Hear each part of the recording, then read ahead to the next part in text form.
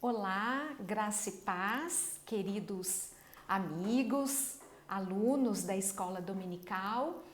Coube a mim neste domingo, dia 10 de outubro de 2021, gravar uma aula para os que ainda não podem voltar para o presencial, porque nós já retornamos às classes de escola dominical, mas nós estamos a cada domingo um professor fazendo uma aula gravada para os que ainda não podem voltar para o presencial.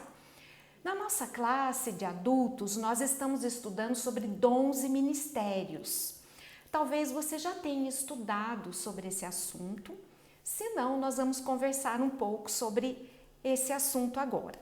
De qualquer forma, há sempre muito para nos aprofundarmos na palavra de Deus. A palavra de Deus é uma riqueza, então sempre é tempo de nós nos aprofundarmos. Você consegue definir o que é dom em uma frase? E ministério? O que é ministério? Você consegue pensar e definir essas duas palavras? Vamos orar primeiramente? Senhor Deus, nosso Pai querido, te agradecemos pelo privilégio de estudarmos juntos a Tua palavra, Senhor Deus. Quero pedir a Tua bênção, a Tua direção sobre esse estudo, sobre a vida de cada um que está me acompanhando nesse momento. Pai, sabemos que o Senhor tem dons à disposição do corpo de Cristo. Ajuda-nos, Senhor, a entendê-los e exercitá-los, Pai, a fim de que muitas pessoas sejam alcançadas e abençoadas para o Teu reino e no Teu reino. Senhor Deus, abençoa-nos, Senhor. É em nome de Jesus Cristo que eu oro. Amém. Pois bem, um dom é uma dádiva.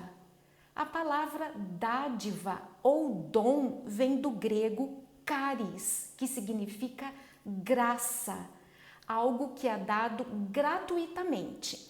É a palavra que você vai encontrar em Efésios 4:7 e 1 Pedro 4:10. Um dom é um poder ou uma capacidade miraculosa. Vem do grego carisma. É a palavra que aparece em Romanos 11:29, 1 Coríntios 7:7 e 2 Timóteo 1:6, quando ele fala: reavives o dom de Deus que há em ti. Ou seja, não apague o dom, não negligencie o dom de Deus em ti. Um dom espiritual é um presente divino, do grego doma, um dom. É a palavra que aparece em Efésios 4:8. Dom é a capacidade dada a nós pelo Espírito Santo para cumprir a missão, é mais que talento.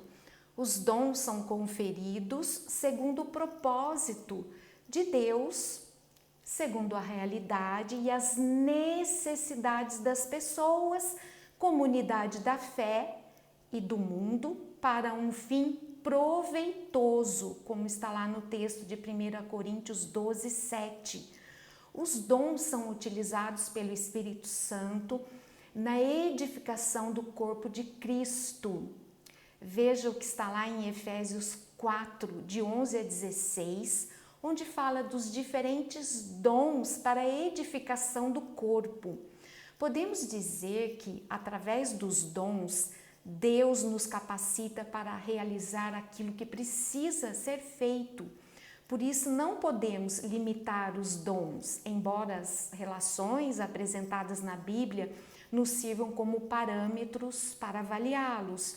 Em 1 Coríntios 12:31, nos diz que, embora possamos buscar os dons, veja lá, entretanto, procurai com zelo os melhores dons, né? Nós devemos procurar, buscar com zelo. Nós podemos fazer isso, mas precisamos nos lembrar que Deus é quem os concede segundo os seus propósitos para a edificação do corpo.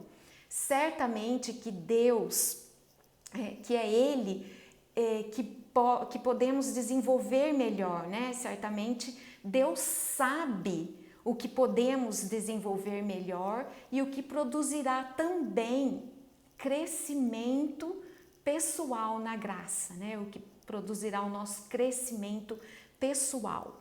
E ministério? Ministério é o espaço de serviço onde aplicamos nossos dons, trabalhando em conjunto para o cumprimento da missão. Então, sempre é em cumprimento da missão para a edificação do corpo de Cristo. O ministério é um organismo oficializado na igreja local, quando o trabalho é desenvolvido e reconhecido pela comunidade como importante para o funcionamento e o desenvolvimento da igreja. Então, o ministério é o dom em ação.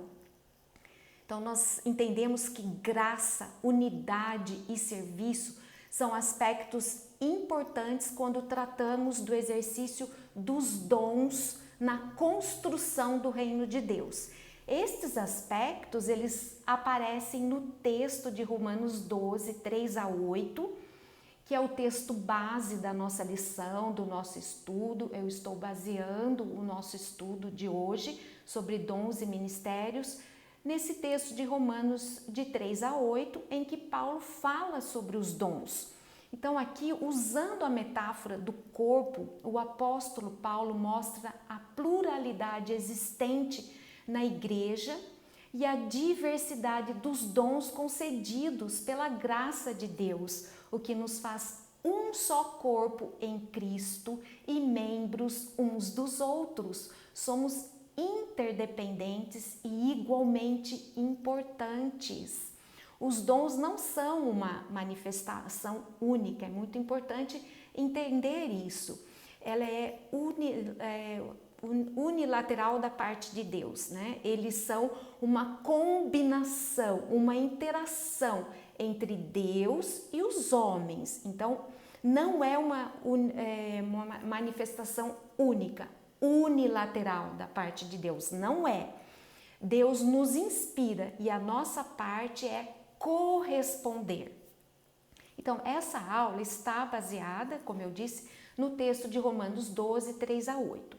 Nesse texto, nós encontramos a relação de 7 dons espirituais. Então, é uma lista talvez menos conhecida do que as duas outras listas que estão em 1 Coríntios 12.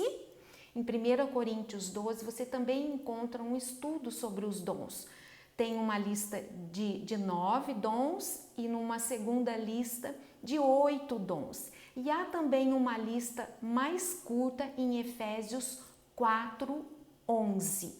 Então, eu estou citando esses textos, você pode se aprimorar, pode ler com calma. É importante atentarmos tanto para as similaridades como as diferenças existentes entre essas listas. Primeiro, todas as listas concordam que a fonte dos dons é Deus e sua graça. Em segundo lugar, todas elas concordam que o propósito dos dons tem a ver com a edificação do corpo de Cristo. Em terceiro lugar, todas essas listas enfatizam a variedade dos dons. Os estudiosos das listas de 1 Coríntios, eles tendem a enfocar o sobrenatural, ou seja, o dom de línguas, profecia, cura e milagres. Em Romanos 12, que é o que nós vamos ler daqui a pouco, todos os dons, à exceção da profecia, são gerais e práticos, que são os dons de serviço, ensino, encorajamento e liderança. E até eu diria prosaicos, ou seja, comuns, como doar dinheiro e fazer atos de misericórdia. É evidente que nós precisamos ampliar a nossa compreensão quanto aos dons espirituais.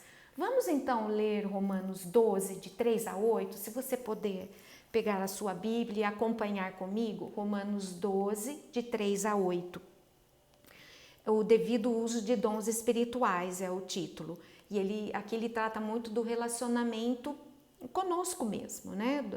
O relacionamento nós com os dons. Porque pela graça que me foi dada, digo a cada um dentre vós, que não pense de si mesmo além do que convém, Antes, pense com moderação, segundo a medida da fé que Deus repartiu a cada um. Porque assim como num só corpo temos muitos membros, mas nem todos os membros têm a mesma função. Assim também nós, conquanto muitos, somos um só corpo em Cristo e membros uns dos outros, tendo, porém, diferentes dons segundo a graça que nos foi dada. Se profecia, seja segundo a proporção da fé. Se ministério, dediquemo-nos ao ministério, ou o que ensina, esmere-se ao fazê-lo, ou o que exorta, faça-o com dedicação, o que contribui com liberalidade, o que preside com diligência, quem exerce misericórdia com alegria.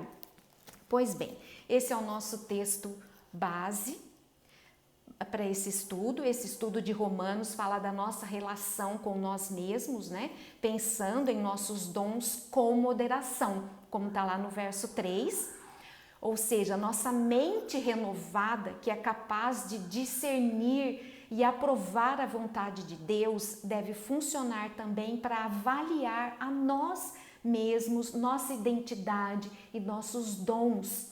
Afinal, nós precisamos saber quem somos, ter uma autoimagem acurada, equilibrada e, sobretudo, moderada. Uma mente renovada é humilde, como a mente de Cristo. Quando pensamos em nós mesmos, nós devemos evitar tanto uma estimativa alta demais, como uma avaliação demasiado baixa acerca da nossa pessoa.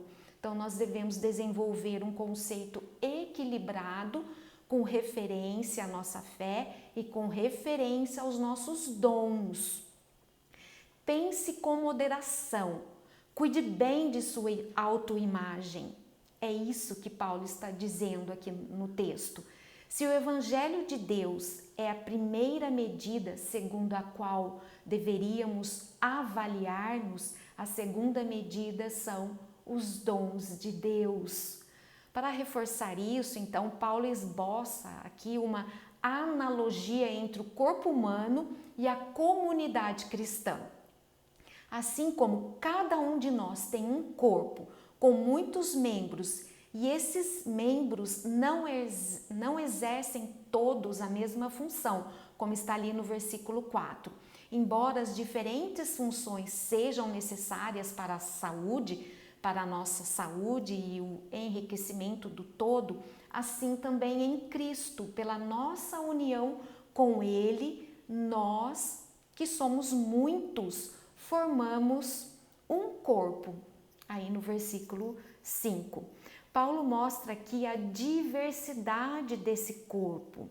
Tem muitos membros e fala da unidade também desse corpo, mas um só corpo, ou seja, eu sou um com o meu irmão. Deus pede para preservar essa unidade cristã. Nós precisamos uns dos outros. Se a pessoa creu no Senhor Jesus Cristo, ela faz parte do corpo de Cristo. Cada um de nós é um membro diferente desse corpo. Deus estabeleceu que uns vão ser ouvidos, outros olhos, boca, os pés, as mãos. Vejam lá o que está em 1 Coríntios 12, de 14 a 18. Quem pôs você no corpo de Cristo foi Deus. Então, não queira ocupar lugar do outro. É Deus quem distribui os dons. Ter cuidado que, como eu falei, nós precisamos uns dos outros. Não tem crente autossuficiente. Precisamos da igreja, sim. Crente é membro do corpo, é preciso que ele funcione no corpo. No verso 5, nós somos membros uns dos outros. O dom que você tem, eu não tenho, e supre o outro. Então, nós suprimos uns aos outros. Essa que é a ideia do corpo, né? A ideia de corpo. Nós dependemos uns dos outros. Essa mutualidade da fraternidade cristã, ela é enriquecida pela diversidade dos nossos dons. Esta metáfora do corpo humano que Paulo desenvolve de diferentes maneiras, em diferentes epístolas, capacita-o aqui a trabalhar em conjunto a unidade da igreja, a pluralidade dos membros e a variedade de seus dons. O reconhecimento de que Deus é quem concede os dons é indispensável para termos um conceito equilibrado acerca de nós mesmos. Temos diferentes dons, continua Paulo, de acordo com a graça que nos foi dada, lá no versículo 6. Assim como a graça de Deus fez de Paulo um apóstolo, assim também a sua graça concede diferentes dons a outros membros do corpo de Cristo, né? Paulo apresenta aos seus leitores aqui uma amostra dos 7 dons, exortando-os a exercerem com consciência cada um deles para o bem comum. Então, Paulo os divide em 2 categorias, não sei se vocês já perceberam isso, que poderiam ser chamados de dons da fala, né? Dons da fala, profecia, ensino e encorajamento, e dons do serviço, que é servir, contribuir, liderança e mostrar misericórdia. Então, pelo estudo, a gente entende essa divisão, né? Essa categoria, ele divide em 2 categorias, dons da fala e dons do serviço. Vamos partindo agora, se você está com a sua Bíblia aí, o versículo 6, que nós vamos falar um pouco sobre a utilidade dos dons. O primeiro carisma que Paulo menciona, o primeiro dom que Paulo menciona é profetizar, ou seja, falar sobre inspiração divina. Dom de profecia não é trazer uma nova revelação, vejam bem. Dom de profecia é aquela pessoa que se levanta no púlpito, abre a escritura e expõe a escritura. Ele está exercendo o dom de profecia. 1 Coríntios 14:3 explica bem isso. A pregação tem o propósito de edificar, exortar e consolar. 2 Timóteo 3,16 também explica que profecia é a exposição da Escritura, anunciar a palavra de Deus. Em 1 Pedro 4,11, falar de acordo com os oráculos de Deus, né? Falar de acordo com a revelação que Deus já nos deu. Lá em Romanos 12, versículo 7, o dom de ministério. Se ministério, dediquemo-nos ao ministério. A palavra ministério aqui é diaconia, ou seja, o dom de serviço. É claro que serviço aqui não se restringe apenas aos diáconos ordenados, é o dom espiritual de servir.